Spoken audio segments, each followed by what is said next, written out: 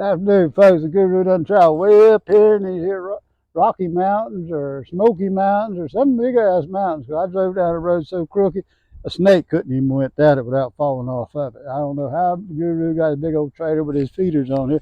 We come up there with Mr. Daniels.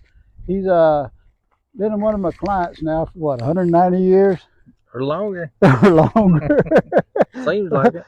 But he called me a long time ago and ordered up some, and we brought them up here. And shoot, that's what, 10, 12 years ago? Probably 12 years ago. And you still using them? Yeah, I got them all running them year round. Still using the same one we brought. Yeah. Then he called me again, bought some more up here. And then the other day now, I got to be honest, you folks, he had sent me these two videos, and Guru wanted to cry. He had this here magic coon.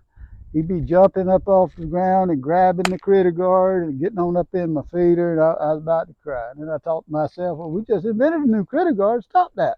So I sent Mr. Daniel some up here, and we brought him, and shoot, I tell him that, and he ended up buying 5 more feeders. So, I mean, you know, what would make you do that even though that happens? Keeps the deer healthy, man. Got to feed for them. Coons ain't eating all the time. Yeah, we're going to hopefully we're eliminating that. Yeah. And he sent me some videos after that cheered the Guru up. Had a bunch of big old bucks, horns just out there everywhere eating out of them. And have you been able to get, I mean, has it increased your herd any as far as around where the feeders are? Oh, yeah. I mean, ever since I started using the feeders, I mean, the population, because I'm holding deer all the time. My neighbors ain't feeding them like I feed them.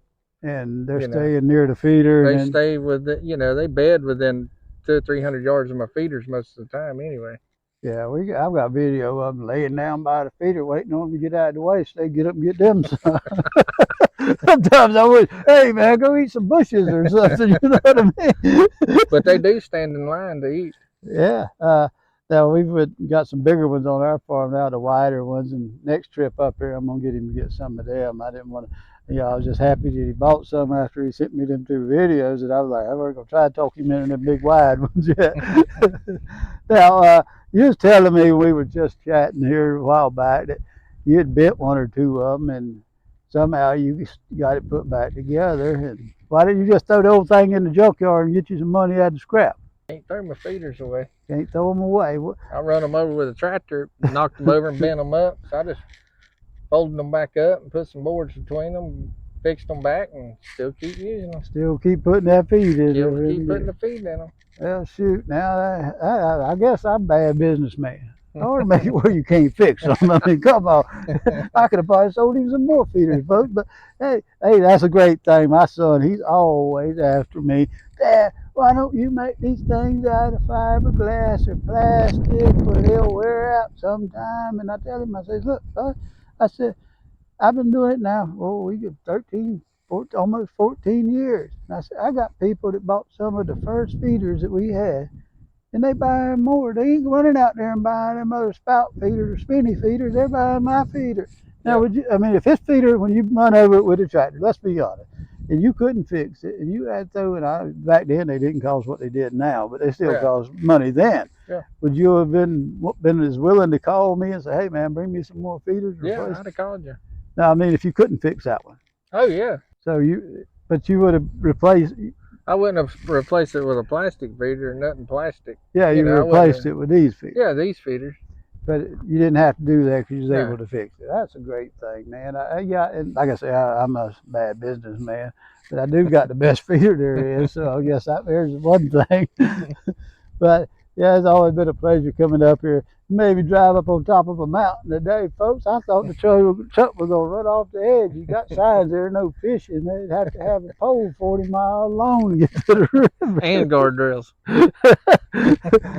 Well, I don't know a whole lot more, Miss Daniels. I enjoy coming up here and hanging out with you and hearing the stories. And you tell me the other day you killed a big old deer out west. Too bad they ain't figured out the double D's out there.